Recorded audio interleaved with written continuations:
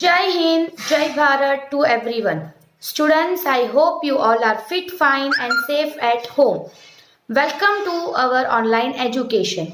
Myself, Sengundhar, and I will be teaching you SPCC.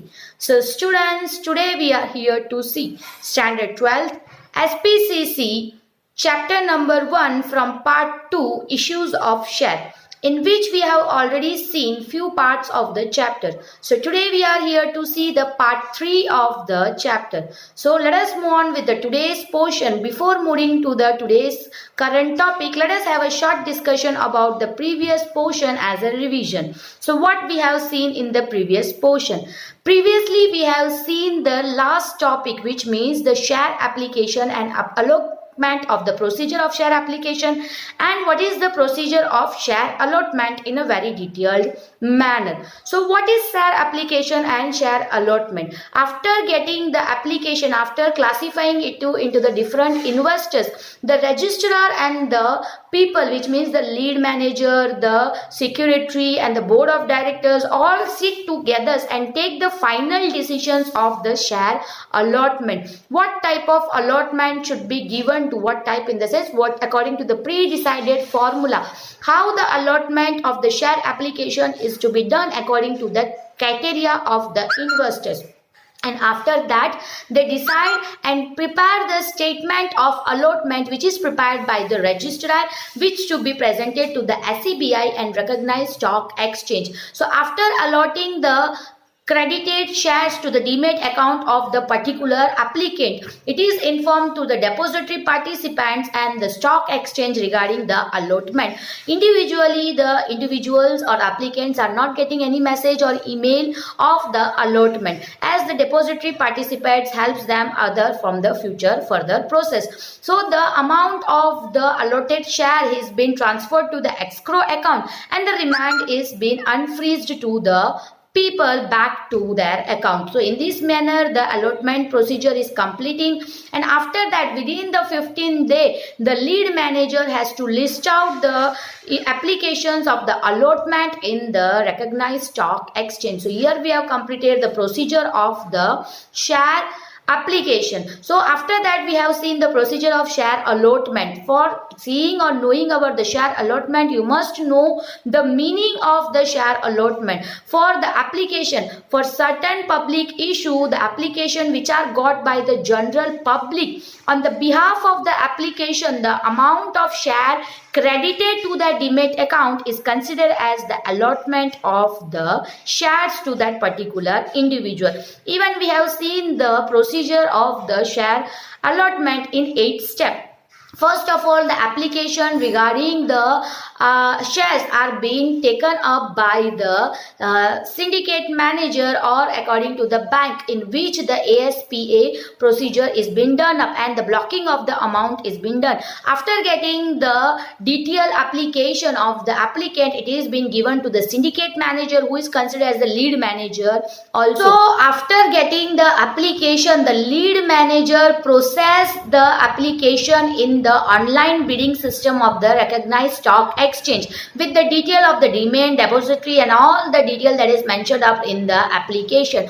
After that portion of the application is being given to the registrar. The registrar classifies that into the category that is given by the SEBI. As the classification is done, after that the final allotment procedure is being taking place. In that the board of director, lead manager, which means the syndicate manager, and the registrar and the recognized stock exchange member, all of them sit together and do the finalized of the share allotment according to the pre-decided formula. After doing that in a very detailed manner, the application, which means the allotment of the application which is done, the statement of allotment is prepared, and after the statement of the allotment is prepared by the registrar to give or issue to the stock exchange or recognized stock exchange, that portion is being completed. Then the shares are being allotted or credited to the account of the applicant, and the depository participant are informed about that portion. Not an SMS or email is sent to the applicant directly, it is sent up to the depository participant. As this portion is completing up here, after that the data which has been prepared, the share allotment, is taken back by the lead manager and now it is presented to the recognized stock exchange, and according to the SEBI rule, within the 15 days the portion of the listing of the share must be done up. Even in this also, on the 7th point, we have seen that the amount of the allotment is given to the escrow account and the remaining is transferred to the bank account of that applicant. So here we have completed the last portion. So now today we are going to see the further portion of the chapter. So without wasting the time, let us move on with the further detail of the chapter from the PDF in the further video. So students, now let us move on with the further portion of the chapter. So today we are going to see up the legal restriction and provision on share allotment. हमारे क्या legal यानी rules and regulations के हिसाब से क्या legal restrictions होते हैं और क्या प्रोविजंस मिलते हैं अगर हम शेयर अलॉटमेंट करते हैं तो according to the company act and the SEBI act we are going to see that. So I am going to read it out, listen it out carefully. Certain restrictions are imposed on allotment of shares under the Company Act 2013 and guideline issued by SEBI. Some of them are as under. तो certain restrictions होते हैं जो allotment of shares में impose किए जाते हैं, और दूसरे ये जो restrictions हम देखते हैं ये कंपनी एक्ट 2013 के हिसाब से और जो SEBI ने गाइडलाइन दिया है उस हिसाब से देखा जाता है. So let us see that in a very detailed manner. Point 1. A company cannot issue share at discount in a public issue. अगर कंपनी पब्लिक इशू कर रहा है तो वहाँ पे शेयर्स को डिस्काउंट में कभी इशू नहीं किया जा सकता. यानी 10% डिस्काउंट, 20% डिस्काउंट ऐसे प्रोविजन में शेयर्स इशू किए जाते हैं. बट अगर वो पब्लिक इशू है तो उस टाइम पे कंपनी को डिस्काउंट इशू का अलाउड नहीं किया जाता है. Second, a minimum of 10% of share issued will be reserved for retail investors in public issue.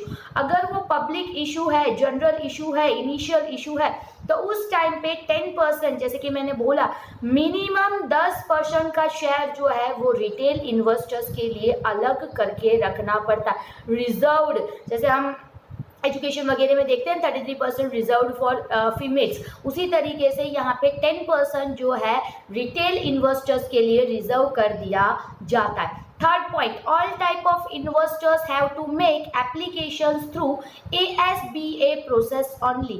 यहाँ पे जितने भी टाइप के इन्वेस्टर्स है अगर वो एप्लीकेशन करते हैं, वेदर वो रिटेल इन्वेस्टर है, नॉन इंस्टीट्यूशनल है, इंस्टीट्यूशनल है या एम्प्लॉय इन्वेस्टर्स है, ये चारों इन्वेस्टर को जब भी एप्लीकेशन करना हो तो वो एप्लीकेशन ASABBA के थ्रू ही ये जो प्रोसेस करता है उसी प्रोसेस वाले बैंक के थ्रू ही एप्लीकेशन करना चाहिए. Entire process of public issue including opening of subscription, accepting application, allotment of shares and listing of shares on recognized stock exchange is to be completed within 10 days. Thereafter, trading of shares allotted will commence on a recognized stock exchange. So जो भी entire process होता है public issue का, जो entire process application का subscription open करने से application receive करना, उसको अलॉट करना और उसकी जो लिस्टिंग रिकग्नाइज स्टॉक एक्सचेंज में अलॉटमेंट के बाद करना, ये सारी चीज़ें जो है 10 दिन के अंदर कंप्लीट हो जाता है. उसके बाद जो ट्रेडिंग ऑफ शेयर्स उनको अलॉट किया गया था उसकी कमेंशन यानी शुरुआत जो है रिकग्नाइज स्टॉक एक्सचेंज से शुरू हो जाता है. Next 5th point, Demat account is compulsory for applying shares and the shares will be credited into the Demat account of the applicant only. अगर आपको शेयर मार्केट में अप्लाई करना है, शेयर्स खरीदना है तो मैंडेटरीली कंपल्सरीली आपका डीमेट अकाउंट होना चाहिए. आपका जो भी शेयर्स है वो डायरेक्टली आपके डीमेट अकाउंट में ही किया जाएगा.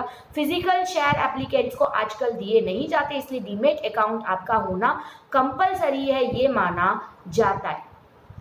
At least 90% of the share issued which are not underwritten must be subscribed. The company cannot issue shares if application received are less than 90% of share minimum subscription issued. तो at least हमने जो shares को issue किए हैं उसमें 90% भी under return नहीं हुआ है तो हमें सब्सक्राइब करवाना पड़ता है. अगर कंपनी का जो भी शेयर इशू किया है उसकी एप्लीकेशन जो है 90% से कम आया, जैसे मैंने बोला कोई कोई कंपनी ऐसे होते हैं जिसका 10,000 शेयर इशू किया तो 9,000 का भी एप्लीकेशन नहीं आया होता है, 6,000 5,000, तो 90% का एप्लीकेशन आना चाहिए. अगर 90% तक का एप्लीकेशन रिसीव नहीं किया तो मिनिमम सब्सक्रिप्शन के हिसाब से उसको इशू नहीं किया जाएगा. ठीक है.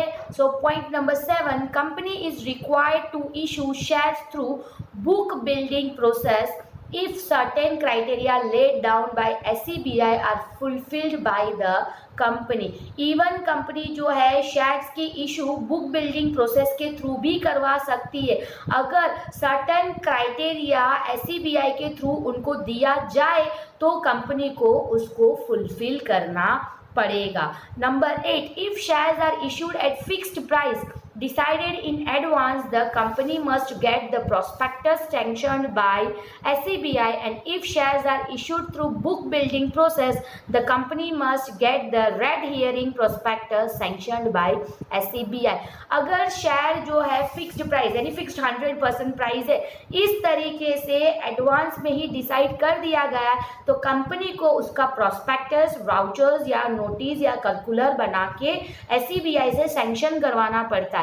और अगर वही बुक बिल्डिंग प्रोसेस से अगर बैंक करने वाला है तो कंपनी करने वाला है तो कंपनी को क्या करना पड़ेगा, रेड हायरिंग का प्रोस्पेक्टस बनाना पड़ेगा जो उसको SEBI से सैंक्शन करवाना पड़ेगा. A minimum of 5% of the face value of the share or the amount decided by the SEBI must be called up as the share application money. So minimum 5% face value, 5% face value यानी 100 rupees का है, 5% कितना हो सकता है उसका 5 rupees, तो 5 rupees का जो है शेयर अमाउंट या SEBI जो अमाउंट बोलेगा वो शेयर एप्लीकेशन के थ्रू में मंगाया जाता है. जैसे मैंने एग्जाम्पल में आगे बोला 100 रुपीज़ का शेयर है तो 1000 ऐसा नहीं होता है, वो तो जस्ट तुम्हारे एग्जाम्पल के लिए मैंने तुम्हें ये समझाया था. बट अगर आप शेयर कैपिटल पढ़ रहे हो अकाउंट पे तो आपको पता है अगर 20 रुपीज़ का शेयर है या 100 रुपीज़ का शेयर है तो आपका एप्लीकेशन में 10 रुपीज़, अलॉटमेंट में 10 रुपीज़, ठीक है, उसके बाद एक 10-20 रुपीज़, इस तरीके से एक गैप में शेयर कैपिटल मंगाया जाता है. तो मिनिमम फेस वैल्यू जो होता है उसमें से मिनिमम 5% या SEBI जितना डिसाइड करता है उतना शेयर एप्लीकेशन में कंपनी को मंगवाना पड़ता है. The company must enter into an agreement with an recognized stock exchange for the listing of share.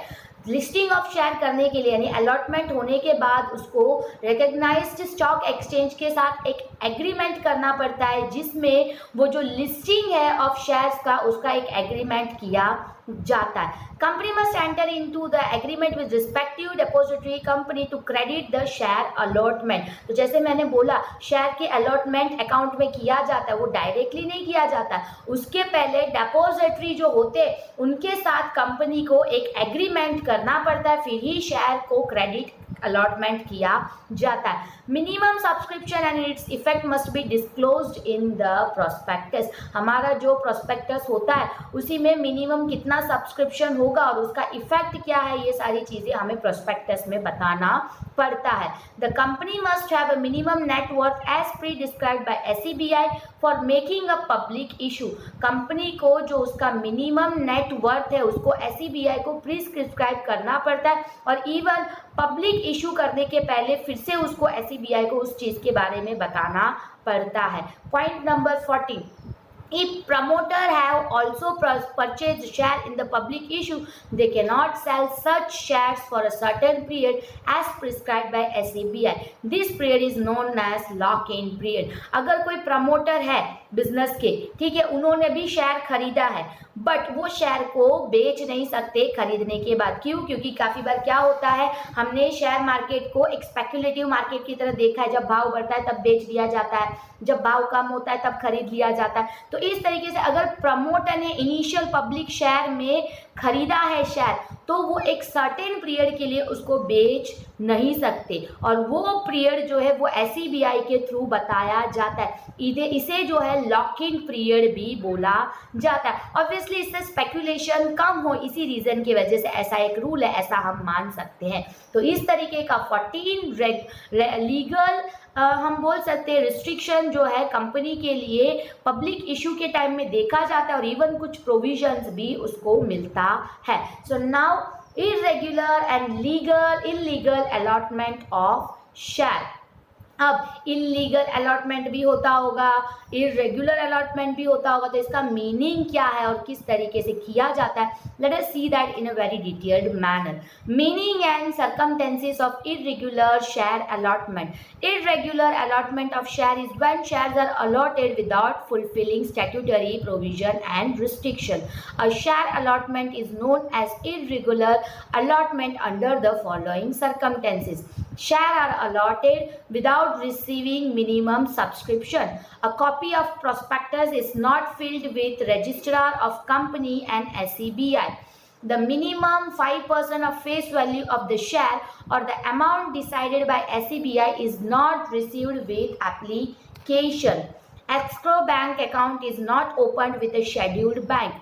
Listing agreement is not made with the recognized stock exchange. Agreement is not made with the depository. Shares are allotted without observing guidelines issued by SEBI and provisions of company.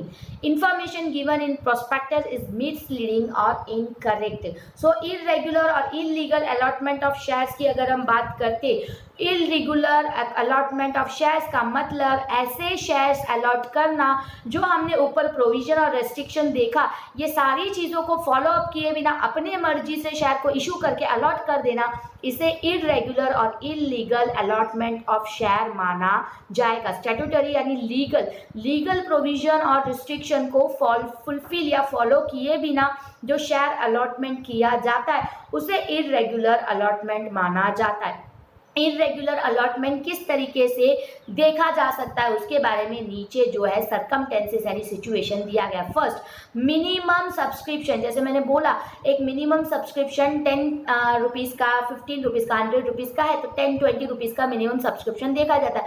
Minimum subscription लिए बिना भी जब share allot कर दिया जाता है free में, तो वो एक इरेगुलर या इलीगल अलॉटमेंट माना जाता है। एक कॉपी ऑफ प्रोस्पेक्टस, तुम्हें पता है सबसे पहले हमें SEBI और रजिस्टर ऑफ कंपनी को प्रोस्पेक्टस का कॉपी फाइल करवाना पड़ता है, फिर ही हम शेयर इशू कर सकते हैं। बट हमने ऐसा कोई फाइलिंग नहीं किया और शेयर इशू कर दिया, वो भी इलीगल और इरेगुलर अलॉटमेंट माना जाएगा। मिनिमम 5% फेस वैल्यू का या तो SEBI का जो अमाउंट होता है एप्लीकेशन का, वो अमाउंट लिए बिना ही जब शेयर डिसाइड कर दिया जाता है तो उसे इरेगुलर माना जाता है। एस्क्रो बैंक, आपको पता है सबसे पहले escrow bank account schedule bank के साथ ओपन करवाना पड़ता है, बट कंपनी ने जब ऐसा कोई बैंक अकाउंट ना खुलवाए उसे भी इलीगल ही माना जाएगा। Listing agreement is not made with recognised stock exchange, तुम्हें पता है जैसे ही अलॉटमेंट होता है उसके 15 दिन बाद लिस्टिंग करवाना पड़ता है, उसके लिए सबसे पहले एग्रीमेंट करवाना पड़ता है, बट ऐसा कोई एग्रीमेंट भी जब ना किया जाता हो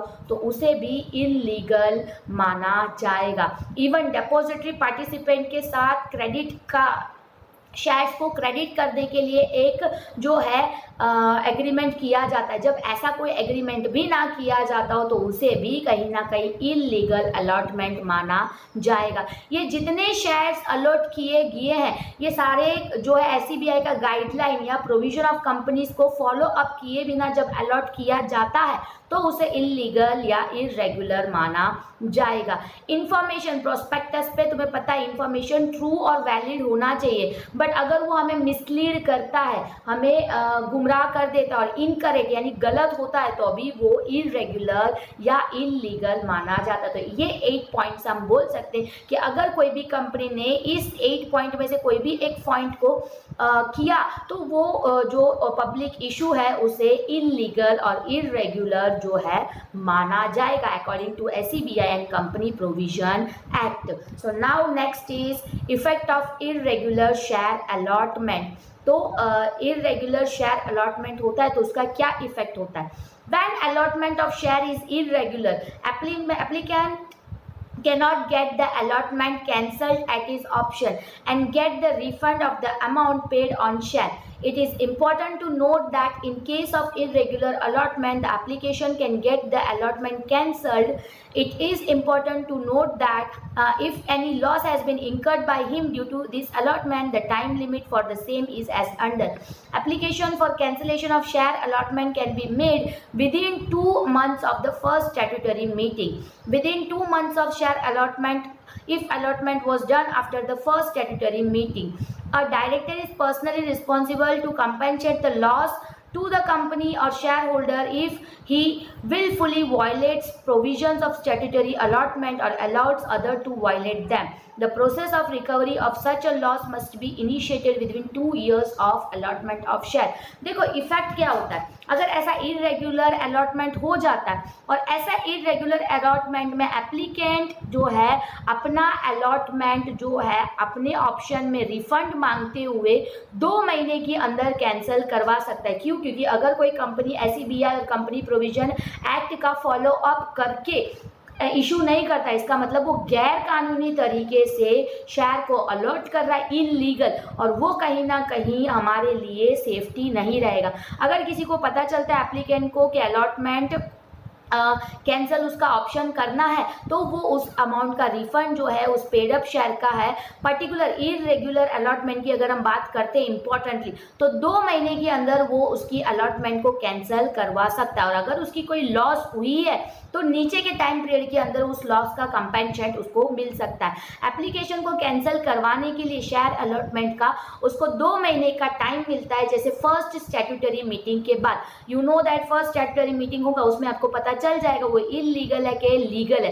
अगर आपको इलीगल लगता है तो आप compensate and cancellation of share allotment 2 महीने के अंदर कर सकते हो। तो जैसे आपका अलॉटमेंट ऑफ शेयर हुआ है उसके 2 महीने के अंदर स्टैट्यूटरी मीटिंग के बाद आपको जो है कैंसिलेशन का ऑप्शन मिलता है। डायरेक्टर जो होता है कंपनी वो पर्सनली उसको कंपेंसेट करना पड़ेगा अगर उसने कंपनी के जो स्टैट्यूटरी लॉ, जैसे कि आपको पता है अलॉटमेंट का स्टैट्यूटरी लॉ होता है हर एक कंपनी का, रेदर देन दैट SEBI का गाइडलाइंस होता है। ये सारी चीज़ें अगर वो फॉलो किए बिना अगर वो चीज़ कोई चीज़ को वायलेट यानी कोई चीज़ को we can say very bad तरीके से कुछ कर रहा है स्टैट्यूटरी अलॉटमेंट में, वो अलाउ करता है कि दूसरे भी कानून को तोड़े और इवन भी वो भी कानून की प्रोविजन को तोड़ता है, तो वैसे लॉस के लिए पर्टिकुलरली डायरेक्टर को ही कंपेंसेट करना पड़ेगा।